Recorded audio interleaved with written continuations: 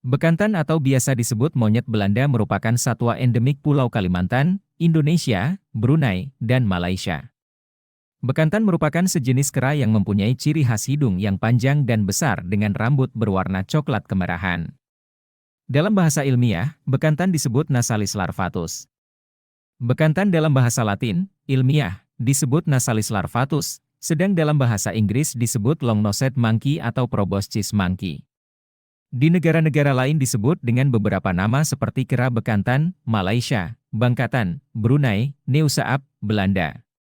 Masyarakat Kalimantan sendiri memberikan beberapa nama pada spesies kera berhidung panjang ini seperti kera Belanda, pika, bahara bentangan, raseng dan kahau. Tidak diketahui pasti asal-usul hewan berhidung mancung tersebut, namun dari cerita yang berkembang secara turun-menurun dari tradisi lisan masyarakat Banjar, bekantan berasal dari jelmaan orang Belanda yang dikutuk oleh Arya Malangkan atau biasa dipanggil Datu Pujung oleh masyarakat kerajaan Banjar waktu itu. Konon pada waktu kerajaan Banjar dipimpin oleh Sultan Suryansyah, sebuah kapal besar berlayar akan memasuki wilayah kerajaan Banjar. Beberapa masyarakat yang keheranan dengan bentuk kapal yang sangat besar penasaran lalu mendayung sampan atau yang biasa disebut jukung dalam bahasa Banjar mendekati kapal yang sedang labuh jangkar tersebut, namun keheranan mereka semakin bertambah ketika berada dekat kapal tersebut, orang-orang yang ada di kapal berkulit putih kemerahan, berhidung mancung dan berbahasa yang tidak mereka mengerti, sikap mereka juga terlihat sombong dan arogan. Masyarakat yang menyaksikan hal tersebut kemudian menyampaikan tentang kapal asing dan orang-orang yang ada dalam kapal tersebut kepada Sultan Suryansyah. Mendengar hal tersebut Sultan Suryansyah kemudian memanggil seluruh pejabat kerajaan untuk bermusyawarah menyikapi kedatangan bangsa asing yang telah berada di muara sungai tanpa meminta izin dan menyampaikan maksud kedatangan mereka. Setelah mendengar pendapat dari seluruh peserta musyawarah, Sultan Suryansyah memutuskan untuk memasang penghalang agar bangsa asing tersebut tidak bisa masuk kerajaan Banjar. Namun pekerjaan memasang penghalang dalam waktu yang singkat adalah pekerjaan yang sangat berat karena sungai berair dalam dan berarus deras.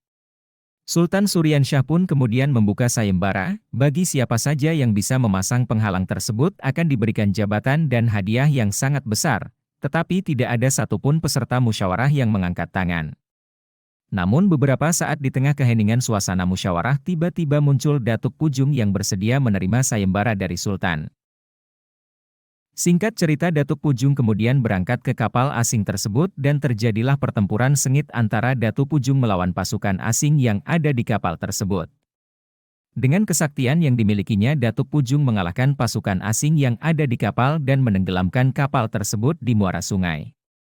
Atas keberhasilan Datuk Pujung tersebut Sultan Suryansyah kemudian memberikan jabatan dan hadiah berupa emas, berlian kepada Datuk Pujung, namun dengan kerendahan hatinya Datuk Pujung mengembalikan seluruh pemberian Sultan tersebut.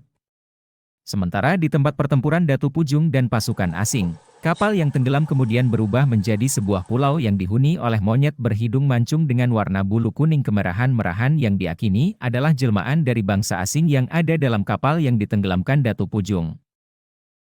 Kapal asing yang tenggelam dan menjadi pulau tersebut kemudian dikenal dengan nama Pulau Kaget, sedangkan monyet berhidung mancung tersebut oleh masyarakat Banjar disebut pika, bahara bentangan, raseng, dan ada juga yang menyebutnya kahau, namun secara umum dikenal dengan sebutan bekantan atau monyet Walanda. Selain versi cerita tersebut tentu ada versi lain yang juga berkembang di masyarakat Banjar, namun dari berbagai versi tersebut yang lebih penting adalah bersama-sama menjaga kelestarian hewan yang merupakan satwa endemik dan keberadaannya saat ini terancam punah karena habitatnya yang terus tergerus oleh perubahan fungsi lahan dan penebangan liar. Terima kasih telah menonton video kami. Jika Anda menyukai video kami mohon like and subscribe. Sampai jumpa, salam lestari.